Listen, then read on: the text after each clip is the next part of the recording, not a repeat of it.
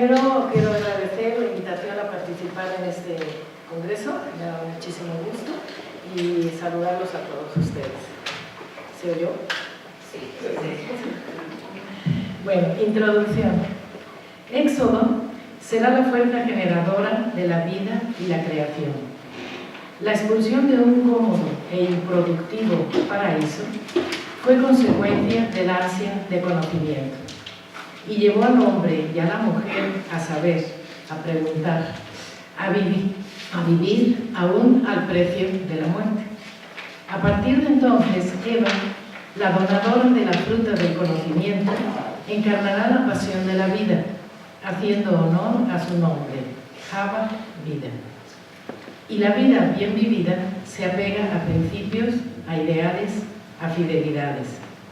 Si Adán es la tierra, Java es el espíritu, y como tal, mantendrá su atadura a la divinidad por la conservación de la ley, pero también de la innovación. Como signo de rebeldía, admitirá la paradoja y la sabiduría. Esta idea primordial, a lo largo de siglos y milenios, mantendrá con firmeza el apego al origen y las primeras líneas escritas. ¿Se oye? ¿Sí?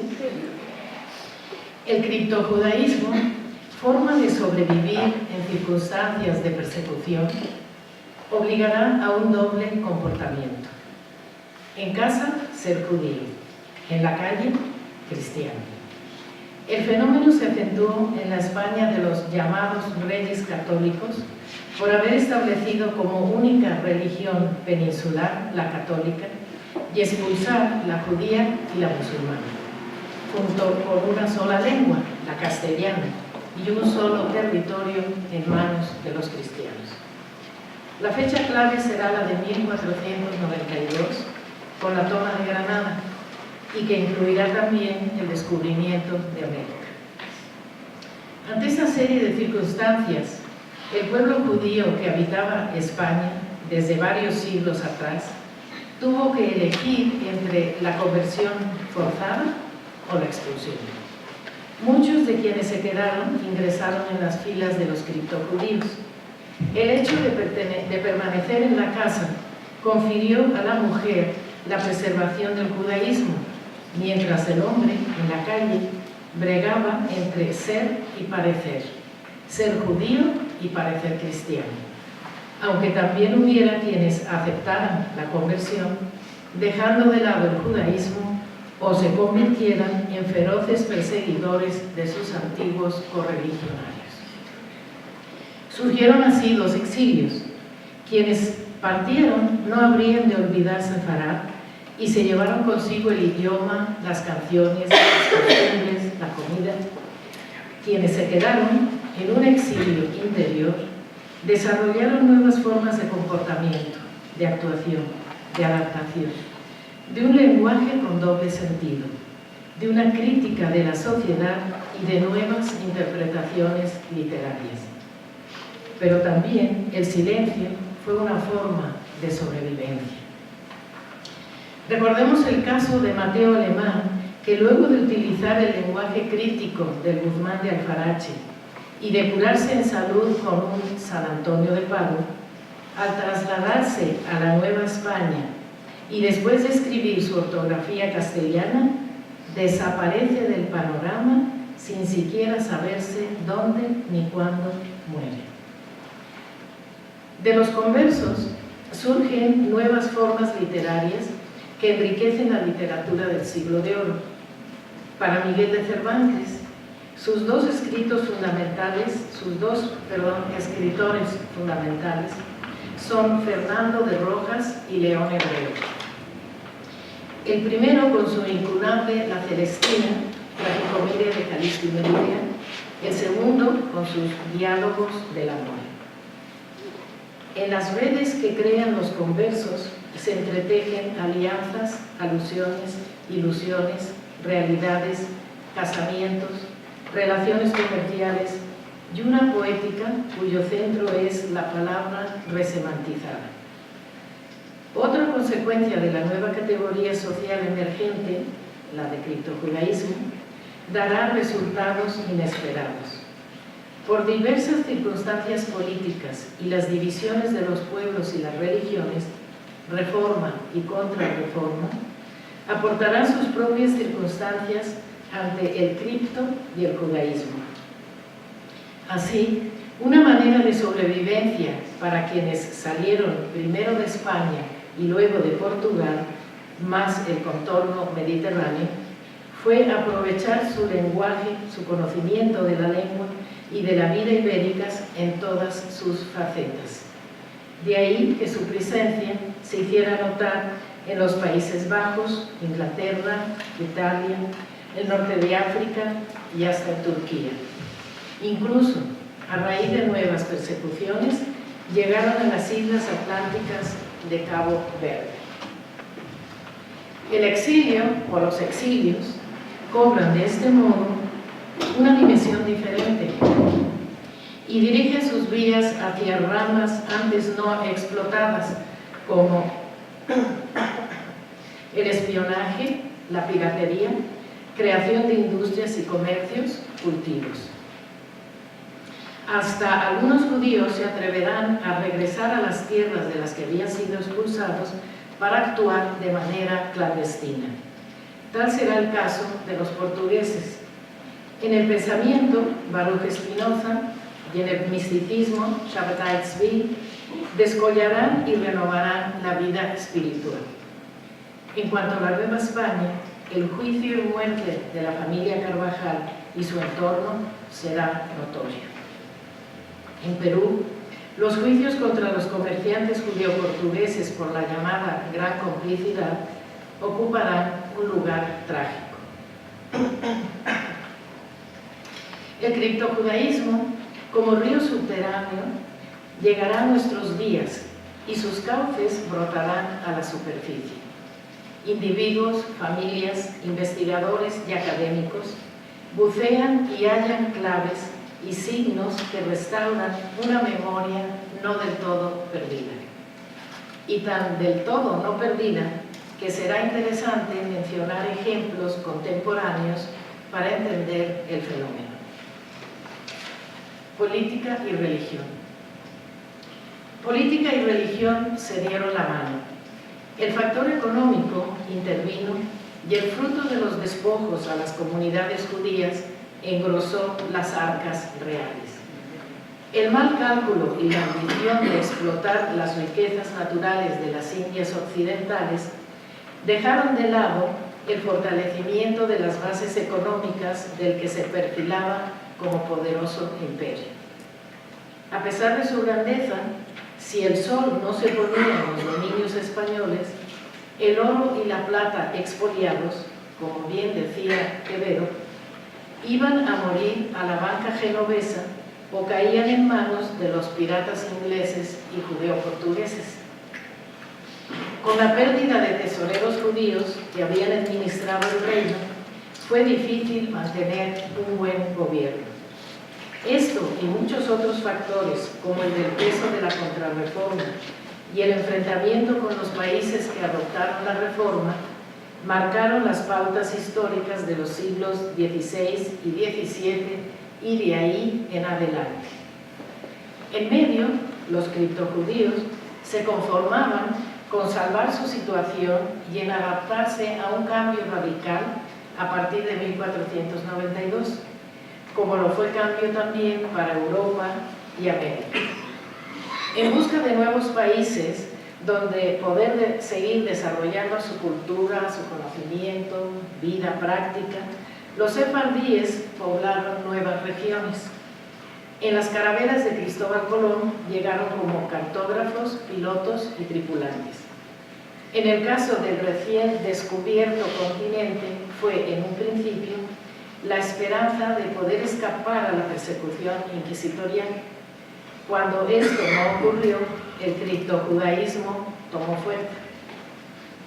En la Nueva España, esta doble vida se calcula que a mediados del siglo XVII dio lugar a la existencia de alrededor de 15 congregaciones criptojudías en las ciudades de Puebla, Guadalajara, Veracruz, Zacatecas, Campeche y Monterrey.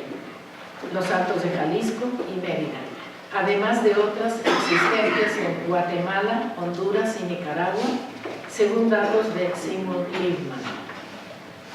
Otro fenómeno como resultado de lo anterior fue el nacimiento de movimientos mesiánicos que devolvieran la esperanza a un pueblo perseguido.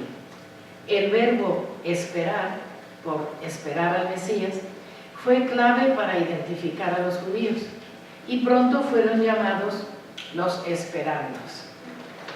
Este epíteto se aplicó sobre todo a los judíos sefardíes que escaparon primero a Portugal hasta que la Inquisición también los alcanzó y luego a los Países Bajos, donde dejaron de ser perseguidos y pudieron desarrollar sus actividades y declarar abiertamente su judaísmo.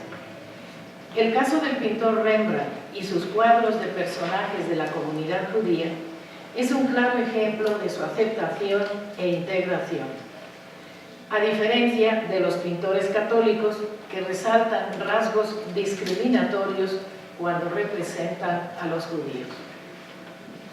Otro camino hacia la libertad fue el regreso oficial a Inglaterra durante el gobierno de Oliver Cromwell, luego de su expulsión. En Inglaterra había sido en 1290.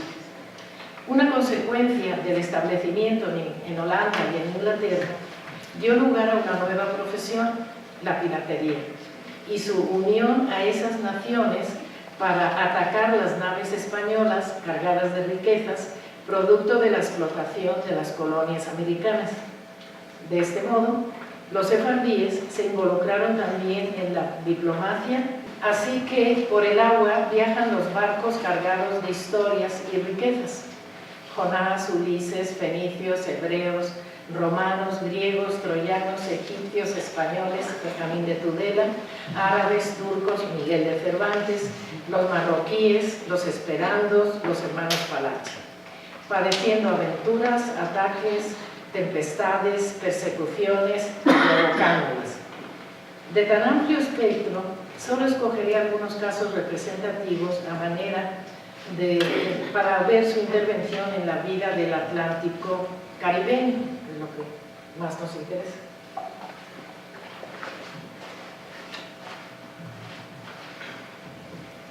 Antonio Báez Enríquez, una vez establecido en Holanda, porque el camino fue de España, la Inquisición, Portugal, después Inquisición en Portugal y de ahí Países Bajos, norte de África, Mediterráneo y luego México.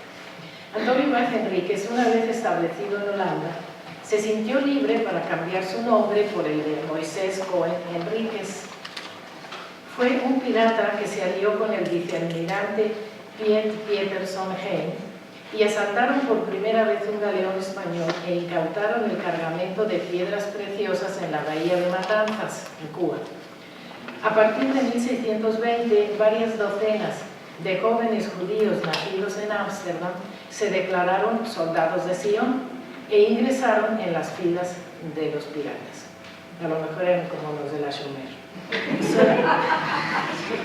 Solían dar nombres a sus embarcaciones como el profeta Daniel, el escudo de Abraham, la bella Sara, la reina Esther, el rey Salomón. Así se llamaban los barcos, es en serio.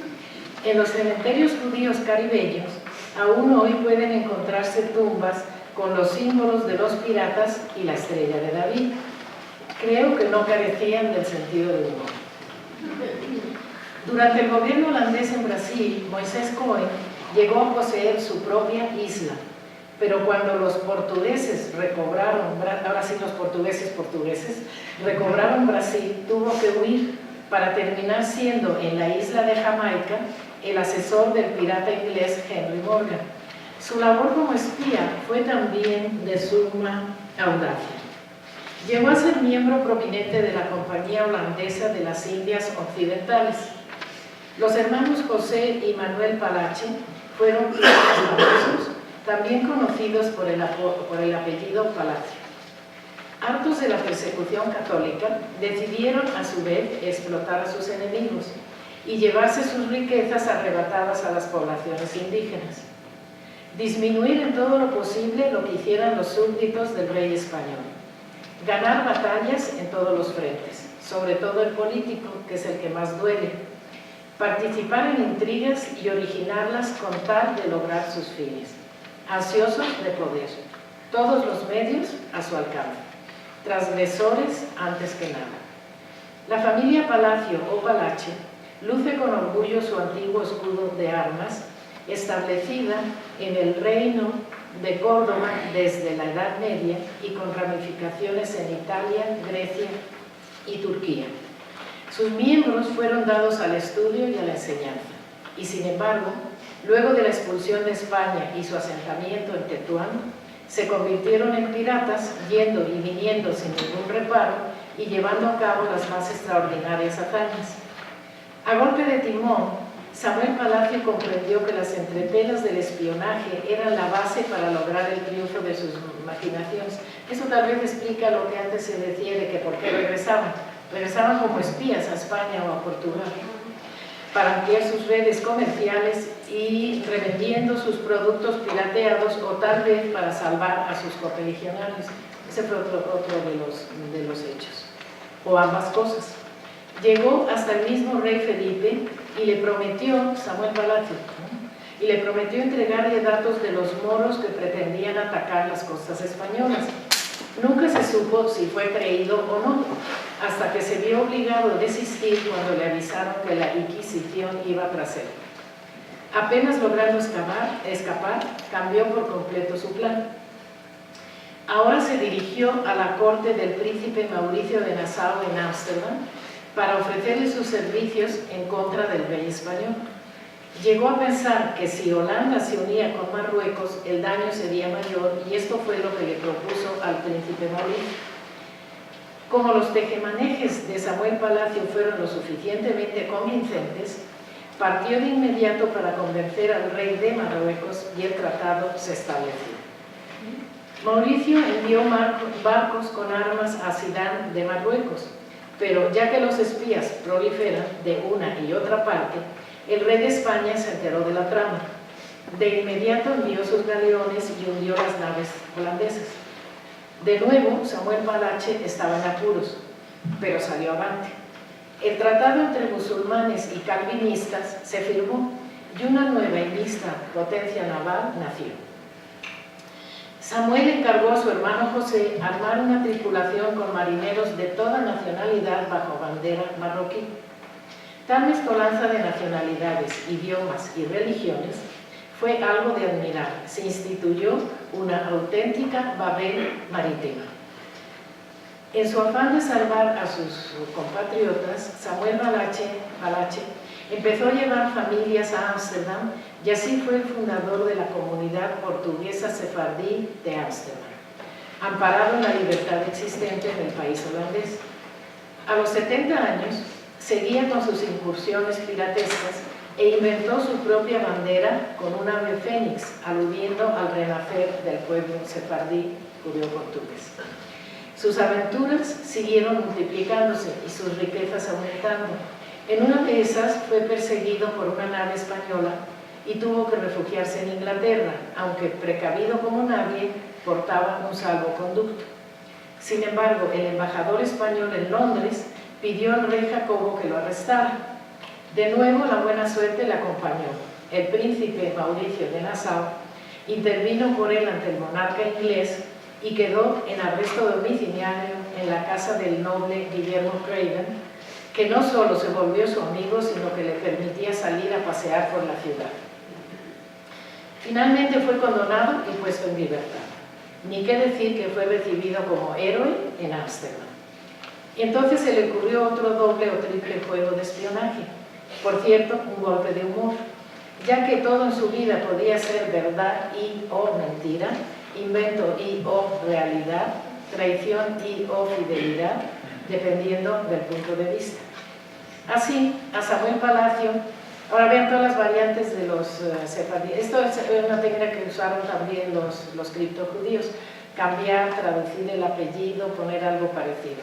Los Palache se llamaban originalmente Palacio, Palache, Palatio, Palagi, Palias, Valias, como el problema de la B y la P, ¿no? en el árabe.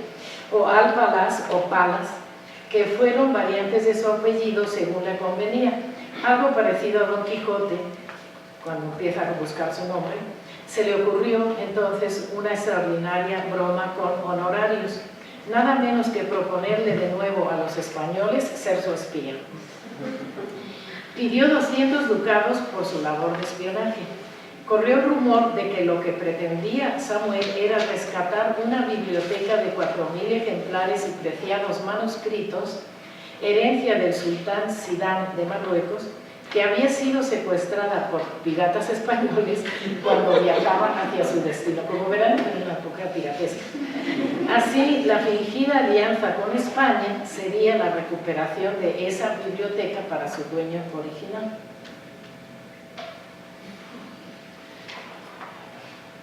Poco después, Samuel enfermó para no recuperarse y no se supo más del asunto de la biblioteca, aunque parece que finalmente el rey español la donó al monasterio del Escorial. El entierro del rabino pirata, devoto talmudista, fue todo un espectáculo. La carroza fúnebre llevaba 6 caballos. A pie iban el príncipe Mauricio y los magistrados, seguidos de los sabios de la comunidad judía, más sus 1.200 miembros, entre hombres, mujeres y niños. Nunca se había visto algo tan grandioso, y el hecho de que cristianos honraran de este modo a un judío. Entonces pasó por todas las etapas. Fue así como la historia de los esperantas pasó del criptojudaísmo al judaísmo recuperado y manifestado abiertamente, podríamos decir más alto. Luego de la semana del duelo, o Shiva, con sus rezos diarios, José, el hermano de Samuel, y sus sobrinos tomaron el relevo, y sus acciones de piratería y espionaje, así como las relaciones entre Holanda y Marruecos, siguieron viento en popa a toda vela. Poco después, los piratas judíos extendieron sus redes e intervendrían en el tráfico del mar Atlántico, estableciendo su centro en Brasil durante el gobierno holandés del príncipe Mauricio. Fue esta una época de libertad en la que el príncipe decretó la tolerancia religiosa. Los judíos habitaron mayormente en Recife, creando la primera comunidad legal del Nuevo Mundo, según datos de Edward Critzion. La primera comunidad legal, ¿no?, en Brasil. El arte de la piratería es un verdadero arte, porque cuando se secuestran joyas bibliográficas y hasta pictóricas, como en el caso de los cuadros de Zurbarán, esto ennoblece la profesión. En efecto, un famoso golpe dado por los esperantos fue la obtención de un botín artístico. Los 12 cuadros del patriarca Jacob y sus hijos, que terminaron en el castillo de Auckland, en Inglaterra, al ser asaltado el barco que los trasladaba a la Nueva España. Habían sido pintados por Zurbarán, venían para la Nueva España, pero los piratas judeo-portugueses los asaltan. Y lo curioso es que en 2011, en el periódico El País, ahí viene el fin de esta historia. Así es que no todo es piratería antigua, moderna. Y les leo un poquito un resumen de la nota que salió el 6 de febrero de 2011 en el periódico El País. En referencia a este suceso, ya que los actuales dueños de dichos cuadros los estaban subastando por necesidades económicas. El dato está consignado. Entonces, estos cuadros que secuestraron los esperantos llegaron a Inglaterra y en 2011 los estaban subastando porque ya los dueños de ellos pues, estaban. Bueno, otras cuestiones de ellos, de los esperantos, pues fue el desarrollo de los cultivos. Además de los casos como el anterior, es indudable que gracias a los judíos portugueses se establecieron las principales vías comerciales entre las nuevas tierras de Europa. Se desarrollaron los cultivos de la caña de azúcar, del café, del cacao, del tabaco, del maíz, de la papa y la explotación minera. Un poco también lo que trataban de hacer los criptojudíos, por ejemplo en el caso de Nueva España, como se ha estado mencionando aquí en las conferencias anteriores. Pero las cosas buenas parece que no duran mucho. pues la colonia brasileña que se mantuvo de 1630 a 1654 fue recuperada por el Reino de Portugal y empezaron de nuevo los problemas para los esperandos y su búsqueda de nuevos lugares donde establecerse. Otra vez se convirtieron en criptojudíos. Para eso hay que tomar en cuenta que ya existía una nueva Ámsterdam, pero está muy al norte, fundada unos 5 años antes por la compañía holandesa de las Indias Occidentales en el sur de la isla de Manhattan, actual Nueva York. Por lo que muchos judíos, cuando empezaron las persecuciones católicas contra ellos, y en este caso para evitar el criptojudaísmo, se trasladaron al Nuevo Remanso, a Nueva Ámsterdam. Posteriormente habrían de participar en la lucha de independencia de la Nueva Inglaterra. Aquí se volvieron traidores de los ingleses, olvidados de que habían sido aliados de los reyes ingleses.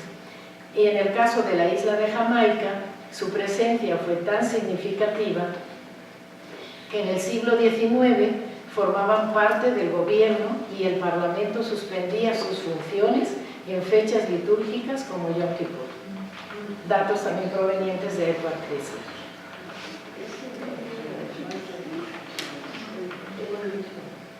Así que eran todos unos anticristo judíos. Las sinagogas. Las primeras sinagogas sefardíes establecidas en el contorno caribeño llaman la atención por sus características arquitectónicas, imitadas en algunos casos de la esnoga de Ámsterdam, pero con la novedad de poseer pisos de arena blanca. La más antigua, aún conservada y en funciones, es la de Curazao, es de 1674. En 1643, la compañía holandesa de las Indias Occidentales había arrebatado la isla del poder de los españoles y el primer sefardí e intérprete, Samuel Cohen, tocó tierra. Sí, olvidé decirles que también eran intérpretes, traductores, y por eso les interesaba a los holandeses y a los ingleses tener a quienes podían hablar estos otros idiomas. Bueno, entonces, el primer sefardí intérprete, Samuel Cohen, tocó tierra. Tiempo después, Joab Dylan se estableció y trajo las primeras familias judías de Ámsterdam. La comunidad fue creciendo y la sinagoga estableció nexos con las demás islas y con Venezuela. Asimismo, esa primera sinagoga de Curazao fue fundamental y aún se sigue recordando para la creación del Templo de Touro en Newport, en Rhode Island, el más antiguo de los Estados Unidos, de 1763, que sigue en servicio, y de Shearit Israel, la congregación más antigua de la isla de Manhattan. Lengua y literatura. En el campo de la tierra firme, que es el literario, podrían mencionarse muchos nombres. Ya habíamos dicho a Mateo Alemán, Gonzalo de Eslava, Juan Bautista Corbera, Luis de Carvajal el Mozo, pero también conversos, incluso criptojudíos, o que actuaban dentro de la propia religión, de la propia iglesia, como Bartolomé de las Casas. Por eso Bartolomé de las Casas defiende siempre a los indios, porque los ve en la misma situación de los criptojudíos. Bartolomé de las Casas, Bernardino de Sahagún y entre otros cristianos nuevos que contribuyeron con su obra a la cultura colonial de los siglos XVI, XVII y XVIII. Mateo Alemán, el autor de la novela picaresca Guzmán de Alfarache, Cristiano Nuevo, pudo arribar a la Nueva España gracias a que no proporcionó sus apellidos completos al llenar los requisitos que exigían los estatutos de limpieza de sangre, o como se mencionó aquí, sobornaban a los escribanos por 4 generaciones, que era lo que pedía el estatuto de limpieza de sangre para ser cristiano viejo. Una vez en la capital, Mateo Alemán solo escribió una obra, la autografía castellana, para desaparecer de la vida pública. El último dato consignado de su vida fue el arrendamiento de una casa en Chalco y nada más. Hasta la fecha se desconocen el lugar y año de su muerte. En otra de mis novelas yo sí lo descubrí. Juan Bautista Corbera tuvo peor suerte. Sufrió un proceso inquisitorial en la ciudad de Guadalajara en 1564 por imputársele unos poemas sobre la ley de Moisés, que en realidad no había escrito él, sino Fernán González de Eslava. Detenido por la Inquisición, delata a González de Eslava, quien a su vez es detenido. Poco después, ambos desaparecen de la vida pública y se desconoce también su fin.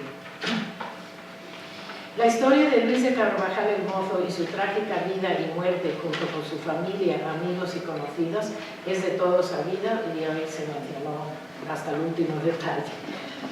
Solo mencionaré que se han conservado de él poemas y escritos, también se mencionó, y otro tristemente famoso fue el caso de Tomás Treviño Sobremonte, también se mencionó aquí, que fue condenado a ser quemado vivo en 1641. Bueno, el ermitaño Gregorio López, que creo que se va a mencionar en otras conferencias, es un caso enigmático, pues a punto de ser beatificado no pasó la prueba de limpieza de sangre y se adujo en su contra que su Apocalipsis de San Juan proclamaba la llegada del segundo Mesías.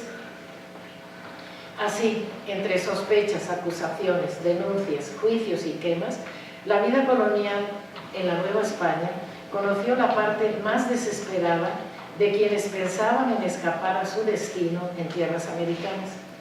De ellos, los que lograron sobrevivir clandestinamente llegaron hasta nuestros días para poder declarar su origen abiertamente, como aquí tuvimos el otro día el caso. Como la comunidad de Venta Prieta, por ejemplo, en el estado de Hidalgo, o incluso actualmente, no de manera tan abierta, me encontré en Lagos de Moreno con un grupo de la población que son llamados los portugueses. Hoy en día fui a dar unas conferencias del Seminario de Cultura Mexicana a Lagos de Moreno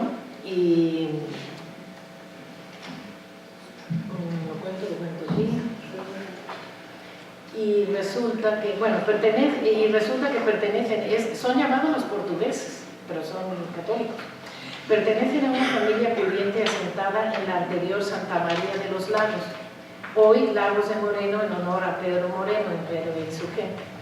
La investigadora Lina Mercedes Cruz Lira, en su libro Vecinos de la Casa Poblada, Los Gómez de Portugal de Santa María de los Lagos, se pregunta por qué una familia pudiente se refugia en lugares alejados de la capital y hasta peligrosos como la Gran Chichimeca y van trayendo al resto de sus parientes provenientes la mayoría de Toledo.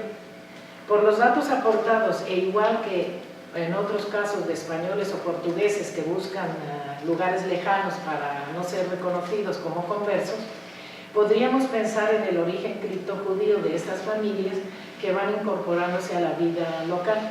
Una lástima porque me enteré de este dato el último día que yo ya estaba por regresarme y me enseñaron las casas de los portugueses y así les siguen llamando. Miguel León Portilla, en su artículo Presencia portuguesa en México colonial, recalca la necesidad de dedicarle más estudios al tema, pero bueno, es que este libro es de 2005, yo creo que ya aquí se ha avanzado en esto. El historiador parte de los portugueses, en su mayoría criptojudíos, que llegaron con Hernán Cortés. Menciona entre una larga lista a Juan Rodríguez Cabrillo, cartógrafo y colonizador de las dos Californias, Francisco Teixeira, Francisco Báez, Héctor de Fonseca, Jorge de Almeida, Luis de Carvajal Padre y muchos más.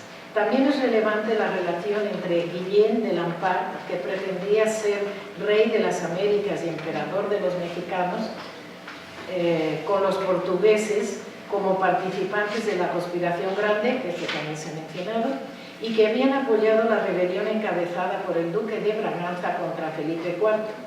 A esto agrega León Portilla la probable descendencia de Francisco y Madero, por aquí se mencionó también, de judeo-portugueses de apellido Madeiro, asentados en el norte del país, dato tomado del libro de Gutiérrez Ribón, Onomástica Hispanoamericana. Otro caso interesante es el del autor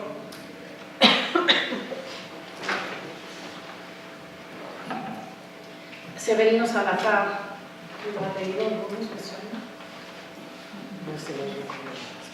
Otro caso interesante es del autor Severino Salazar de nuestra época, con su libro Desiertos Intactos, de peculiares características en torno a memoria, profecía, apocalipsis. La novela trata sobre el misterioso anacoreta del siglo XVI que vivió en la región desértica de Zacatecas, Gregorio López, del cual se va a hablar creo que mañana. Esto es una novela, no es un trabajo de investigación, pero verdad que interesante. El asunto de la novela se origina en el presente y en la investigación que lleva a cabo un profesor sobre dicho personaje, alguno de ustedes, utilizando dos tiempos históricos. Se enlaza la mística en general y el criptojudaísmo en particular para abarcar un sinfín de posibles interpretaciones y de lecturas a fondo. Tomando como guía el pensamiento de los místicos hebreos, lo que se valora es la palabra en sí con su esencia creadora. Las formas propias de vida de los criptojudíos se desarrollan a lo largo del libro con detalles específicos y tratados a fondo, no solamente en el orden místico, sino en aplicaciones a la vida diaria. Así, Gregorio López, que ha escapado de la vida en la capital, se refugia en el desierto donde huicholes, chichimecas y tarahumaras también se refugian huyendo de la persecución hispano-cristiana, ayudándose mutuamente. Entonces, esta vez una relación muy interesante entre un criptojudío y las poblaciones indígenas que están sufriendo persecución, que no quieren convertirse, porque ellos ya tienen su religión. Efectivamente, Zacatecas, Nuevo León, Jalisco fueron lugares elegidos por los criptojudíos, como ya se ha dicho. De este modo se establecen vínculos que a otro nivel se reflejan en obras de conversos como Bartolomé de las Casas y su defensa de los indios.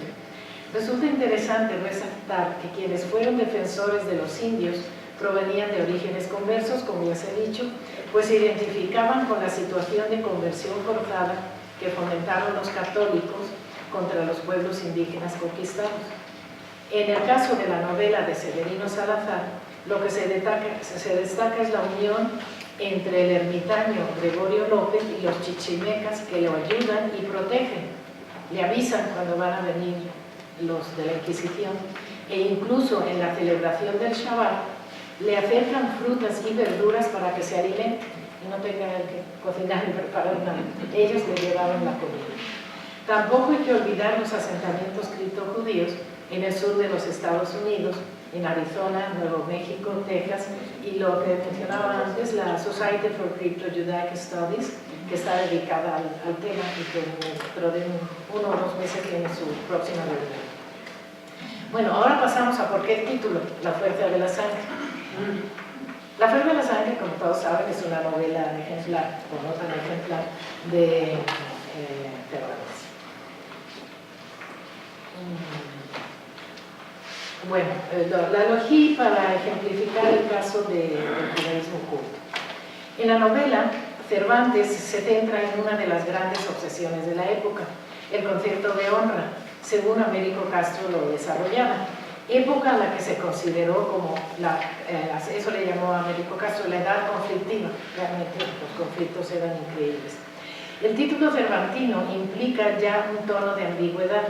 ¿A qué fuerza de la sangre se refiere?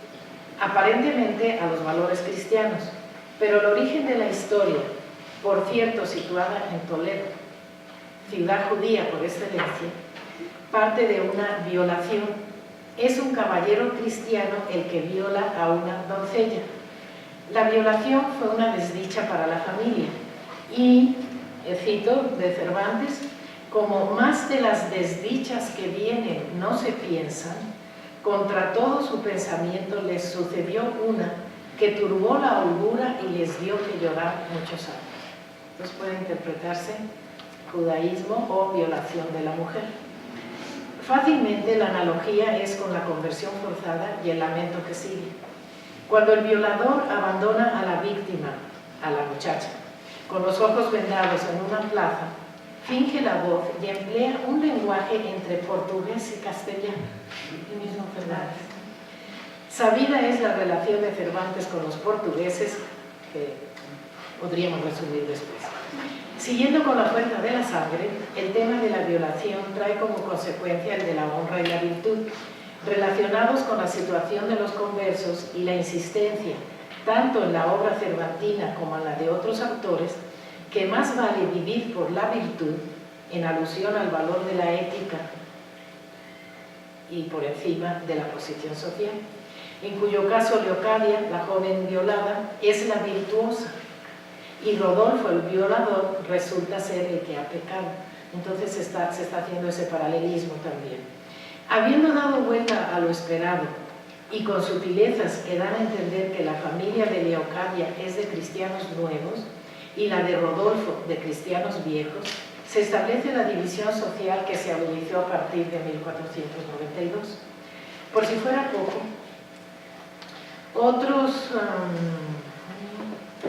datos refuerzan esta idea. Leocadia, luego de la violación, al ser abandonada con los ojos vendados junto a la iglesia, al liberarse de la venda puede reconocer el camino a su casa, que queda muy cerca. Las juderías estaban siempre cerca de las iglesias para ser vigiladas. Entonces ella sabe regresar a su casa. Es decir, las juderías solían estar circunscritas al perímetro de las iglesias. Y otro dato de apoyo de la situación es que la joven violada se había llevado consigo un crucifijo como símbolo de la casa del violador, cristiano viejo, y que posteriormente será el instrumento de la anamnórisis. Sin embargo, en la casa de Leocadia no se menciona la existencia de algún símbolo católico. El discurso sobre la virtud sigue apareciendo en las páginas del relato en boca del padre de Leocadia, que la protege y defiende. El niño, consecuencia de la violación, es educado en lenguas y en escritura. Y cito a Cervantes, porque la intención de sus abuelos era hacerlo virtuoso y sabio. O sea, lo que hacía el judaísmo con la enseñanza de los niños, ¿no? Ya que no le podían hacer rico. Como si la sabiduría y la virtud no fuesen las riquezas sobre quien no tiene jurisdicción, los ladrones ni los que tienen fortuna. Esas son palabras de Cervantes.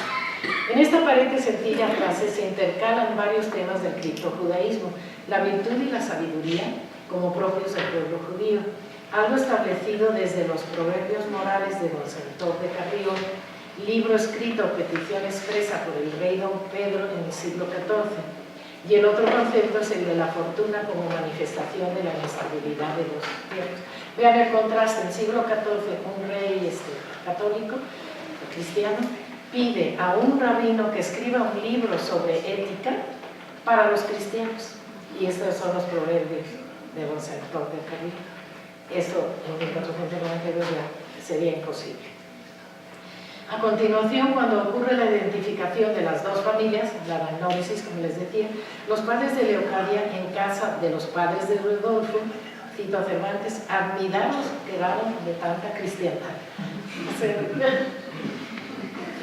Con lo que de nuevo se insiste en la diferencia religiosa.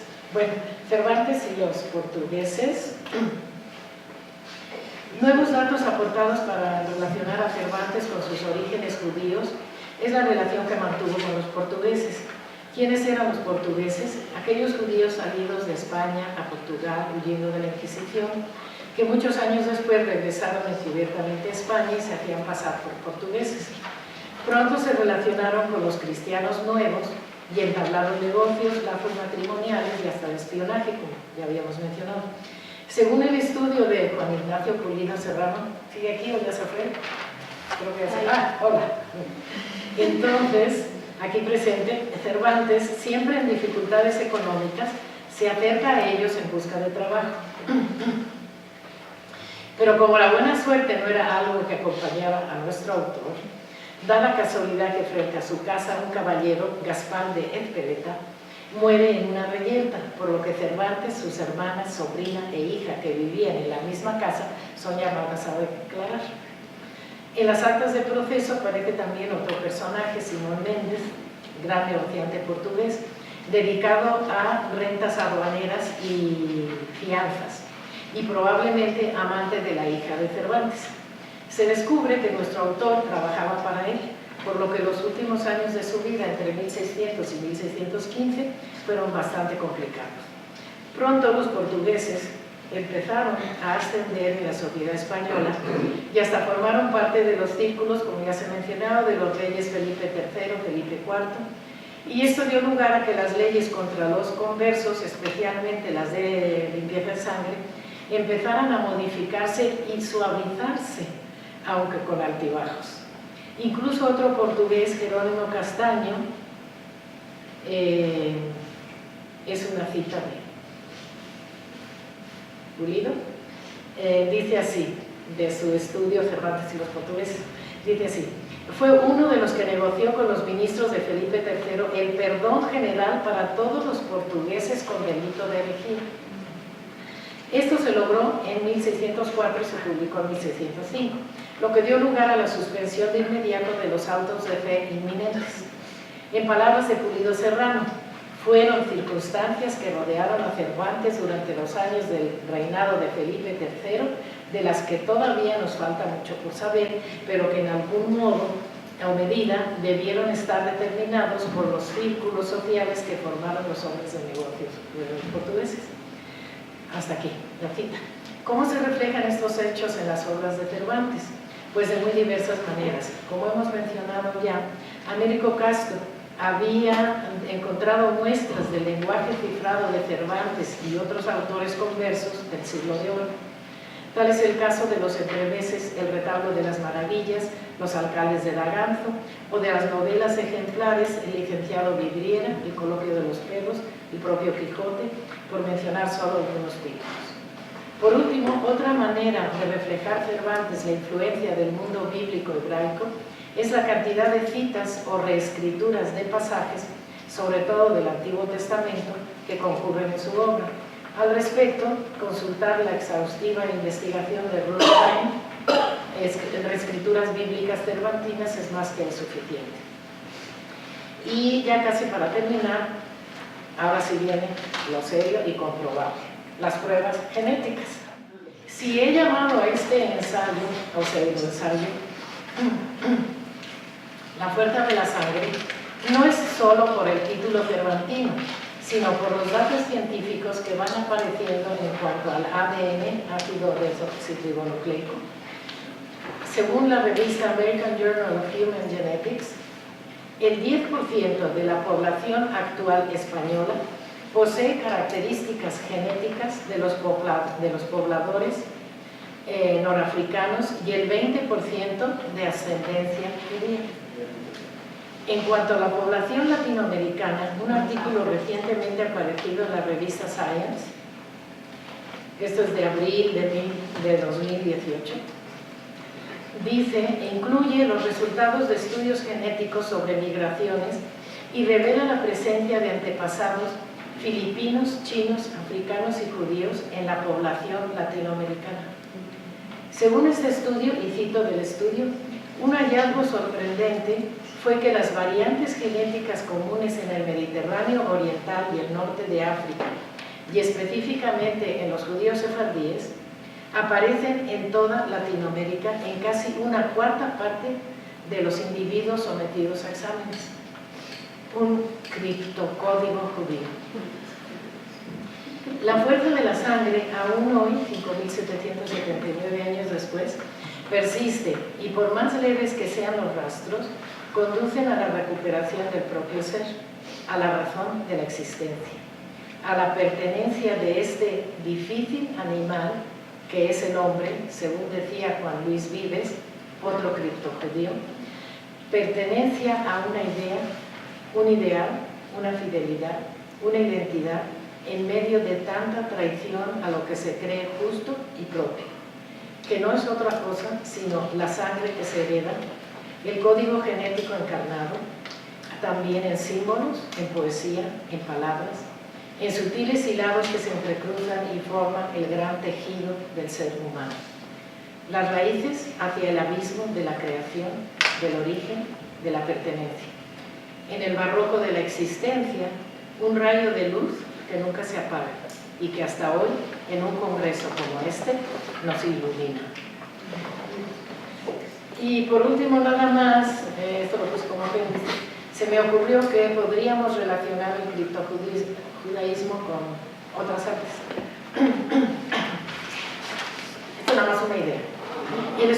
criptojudaísmo podría extenderse a otras artes, la pictórica y la musical. Como datos iniciales que requerirían de una investigación a fondo, podrían mencionarse las pinturas novohispanas que se están exhibiendo desde diciembre de 2018 hasta marzo de 2019 en el Museo Nacional de San Carlos, aquí, y que incluyen el lienzo monumental trilingüe Santísimo, así está el lienzo, dice, Santísimo Kadosh Kadoshim o Santa Santo, traído del santuario de Atotonilco, Guanajuato, que se encuentra detrás de un altar y un muro y que incluye una menorá, el arca de la alianza, querubines y las tablas de la ley. Y también lo tienen cripto escondido, porque está detrás de un muro, pero lo pueden ir a ver en el Museo Central. Resulta interesante que el lienzo con los elementos hebreos se ubique en Guanajuato, lejos de la capital, y que esté colocado en lugar oculto, o sea, lo trajeron para la exposición. Podríamos pensar que el pintor era criptojudío a pesar de la prohibición de pintar, ¿no? O que un criptojudío encargó pintarlos.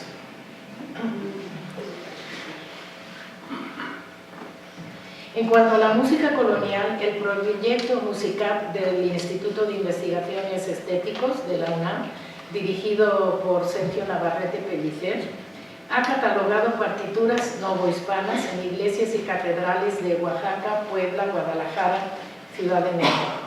Entre las partituras se mencionan las de Gaspar Fernández, con S, maestro de capilla y compositor del siglo XVIII, muy conocido por su libro Cancionero Musical, donde se incluyen cánticos de negros o negrillos y los tocotines en náhuatl, con propósito evangelizador, género que también utilizó Sor Juana Inés de la Cruz. Y en dicho cancionero aparecen datos curiosos de letras en hebreo. El compositor es mencionado como portugués de Évora, aunque sobre su apellido y lugar de origen hay diferencias. Otra vez la técnica criptojudía. El tema ha sido investigado por Robert Stevenson y Aurelio Tello. Y aún podríamos agregar los juegos de barajas, antes hablábamos de esto, entre los criptojudíos y su significado. De este nuevos campos, de este modo, nuevos campos quedan abiertos a la investigación. Vean cómo también en la música nos encontramos con un portugués. Bueno, pues ya, sería todo. Bueno, muchas felicidades al CEDICUM por la nueva sede que está inaugurando. Me da mucho gusto, yo lo conozco desde que estaba en Acapulco y sé lo que pasaron con el terremoto, porque vivo allí muy cerca, entonces me da mucho gusto. Sé que esto estaba previsto desde antes, pero bueno, finalmente tuvieron que pasar por la devastación de aquel día y me da mucho gusto que estén aquí finalmente, ¿no? Les voy a leer muy rápido porque ya sé que nos pasamos del tiempo, me dijeron que hablase 10 minutos, entonces me voy a ceñir estrictamente a ese tiempo. Supongo que estarán ya cansadísimos, ¿no? Me congratula mucho haber sido invitado a comentar el trabajo que nos ha compartido Angelina Muñiz-Huberman. Supongo que el motivo por el que Angelina me invitó es que yo escribí un larguísimo capítulo sobre su trabajo literario, que espero vea la luz en breve, y que parte de este capítulo se leyó en Israel, en la Universidad Hebrea de Jerusalén, hace cosa de 1 año y medio, bajo los auspicios de un importante crítico argentino, Leonardo Stegman. Entonces yo quisiera activar el comentario que voy a hacer de la conferencia de Angelina desde lo que yo proponía, la clave que yo proponía en aquel escrito. Quisiera partir entonces de algo que proponía Yuri Tinianov, el crítico formalista ruso, que lo diferenciaba mucho de la escuela de la que formaba parte, es decir, el formalismo ruso. Un texto, decía Tinianov, es un tejido y no puede ser entendido como totalidad sin tener en cuenta que tiene series de significación que no pueden ser comprendidas con una lectura autorreferencial del propio texto. Hay cosas que se significan fuera, porque están anudadas a esa fuera, a lo contextual. Por supuesto, creo que Tinianov no descubrió nada que la propia escuela del comentario escriturístico judío no hubiese descubierto ya.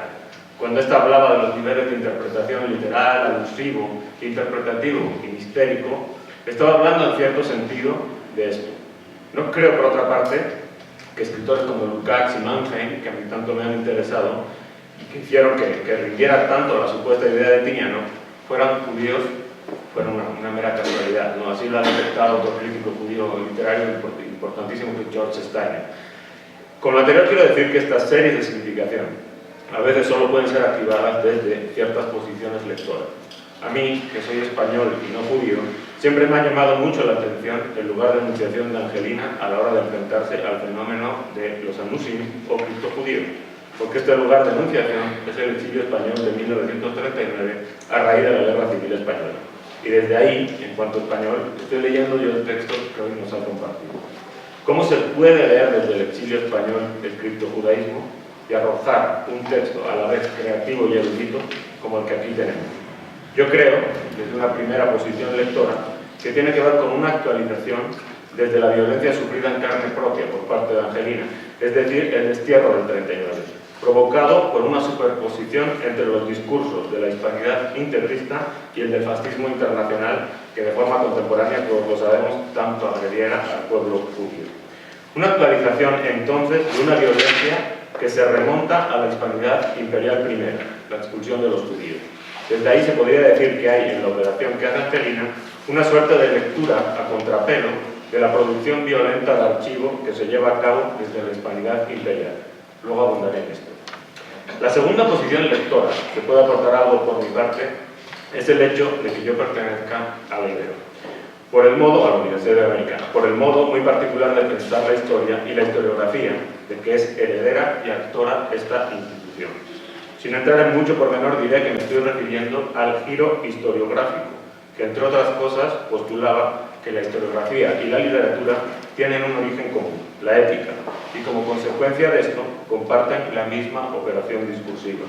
Por lo que una crítica hecha a profundidad del documento historiográfico tiene que ser efectuada atendiendo a las herramientas retóricas y tropológicas de la literatura. La tercera posición lectora, que creo puede activar series de significación en el texto de Angelina, es que soy de letras y no de historia. Y bueno, en los últimos tiempos se ha planteado una discusión muy interesante a raíz de un dossier que me tocó coordinar en la revista Historiografía, también de la Ibero, y aquí la cuestión que se decía era si no había que pensar la literatura no por lo que tiene en común con la historia, sino por lo que tiene de diferente. Es decir, cómo la literatura puede, a través de la imaginación diferencial, poner en entredicho la producción de verdad historiográfica y, por tanto, abrir paso a verdades más democráticas que van en contra de la producción violenta de archivo. En este sentido es que propongo leer lo que acabamos de escuchar de Angelina no como un cúmulo de datos eruditos, sino a través de las metáforas que utiliza. Porque son justamente estas metáforas, valientes, arriesgadas, resueltamente estéticas, las que permiten llegar a un dato erudito que de otra forma estaría por completo vetado. Porque son estas metáforas las que permiten pensar de otra manera la historia. Vamos a hablar entonces de estas metáforas. 1. La metáfora de la casa, en donde se vive el criptojudaísmo. Se trata de la confección de un espacio de libertad privado, secreto, muchas veces femenino, y esto es muy importante destacarlo hoy día.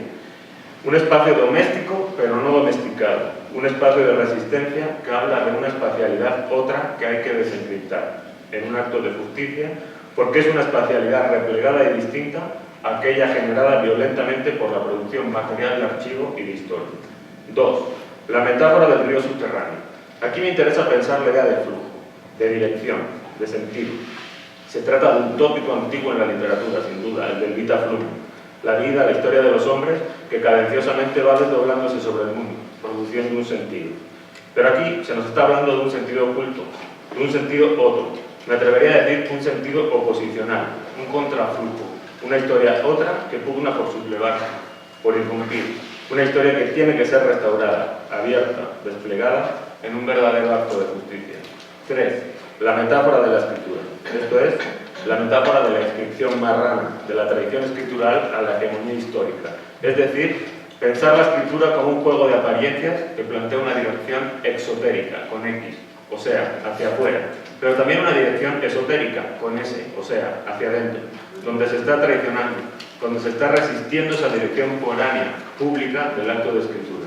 En este sentido, es que la imagen de la muchacha violada en la forma de la sangre de Cervantes es particularmente poderosa, alegoría de una expresión cultural violentada, porque nos permite a través de la operación desencriptante que trata Angelina en su conferencia, efectuar una lectura contrapelo de Cervantes, no como el escritor suscrito al archivo imperial de la Hispanidad, no como la quinta esencia de su canon, sino como un escritor en cifra resistente que nos abre espacios de comprensión violentados por esa producción canónica de archivo.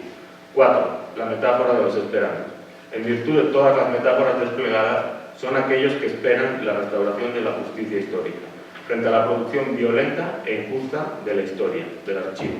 Los que han habitado lo oculto de la casa como espacio de resistencia, los que han navegado el flujo subterráneo de un río que propone una historia contracorriente, una historia de justicia y no de injusticia, los que han entendido la escritura como un acto de inscripción resistente que deja huellas y rastros de otra cosa, que nos permite acceder a parajes ignorados y violentados por las historiografías oficiales y hegemónicas. Lo que propongo en este comentario, entonces, es que el poder de estas metáforas es clave para que nos adentremos en la cartografía de juicios inquisitoriales, tramas políticas, piratería, rutas comerciales y bellas sinagogas con que nos inunda el texto de Angelina. Pero sobre todo, es clave para inferir operaciones críticas de gran calado sobre la producción retórica y material de la historia. Cierro entonces aludiendo a estas operaciones. 1. Al partir del lugar de enunciación del exilio español, está haciendo una crítica al integrismo de la hispanidad franquista. Pero al entenderse que al integrismo hispano se le sobrepone el discurso del fascismo internacional y al ser este último una expresión no inhibida de la violencia del imperialismo moderno basado en el plusvalor de la producción, se induce una crítica a las dinámicas de acumulación y de dominio sobre territorios y poblaciones que subyacen a la producción retórica y material de la historia de la modernidad del siglo XX. 2.